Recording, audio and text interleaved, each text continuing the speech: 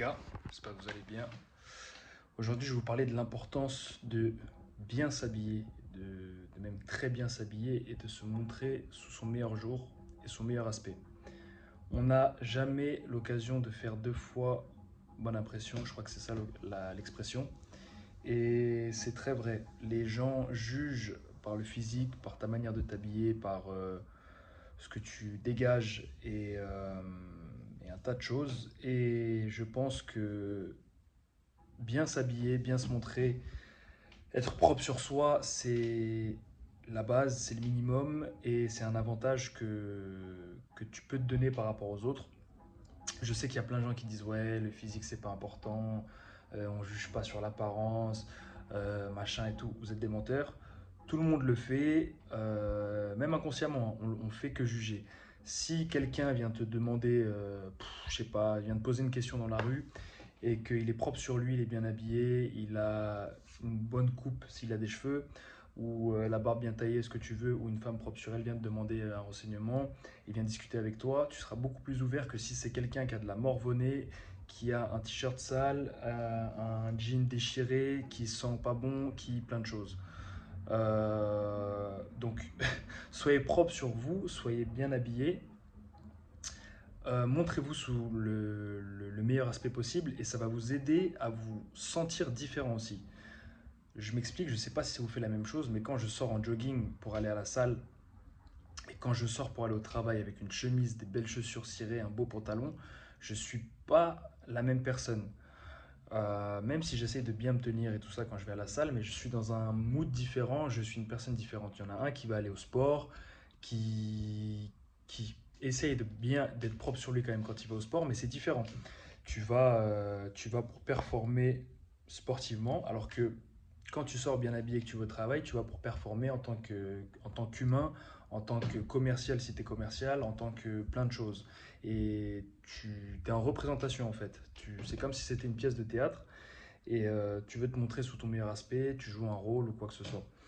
Je mélange un peu tout, mais je pense que vous allez me suivre. Si vous voulez devenir quelqu'un d'important, si vous voulez devenir une personne, peu importe ce que vous voulez devenir, vous devez, comment dire, vous imprégner de cette personne. Vous devez avant de l'être, avant de le devenir, vous devez vous comporter, vous habiller comme cette personne.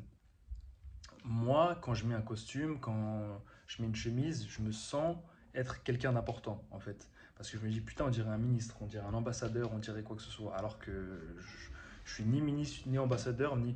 Mais je vois même dans le regard des gens que il- tu attires l'œil, même parfois t'as des compliments, waouh, tu t'es super bien habillé, waouh, donc c'est un truc en plus. Ne négligez pas ça. Je sais qu'en France on est très hypocrite là-dessus et qu'on se dit que c'est pas important et tout, mais à côté de ça, on dépense des sommes pas possibles en sap, les femmes dans des cosmétiques. Donc ne soyez pas hypocrite.